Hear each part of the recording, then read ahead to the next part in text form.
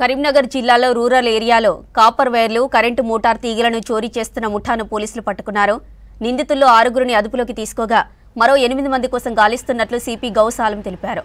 నిందితుల నుంచి 3 క్వింటాల కాపర్ వైర్లతో పాటు 2 వాహనాలను స్వాధీనం చేసుకున్నట్లు సిపి వివరించారు.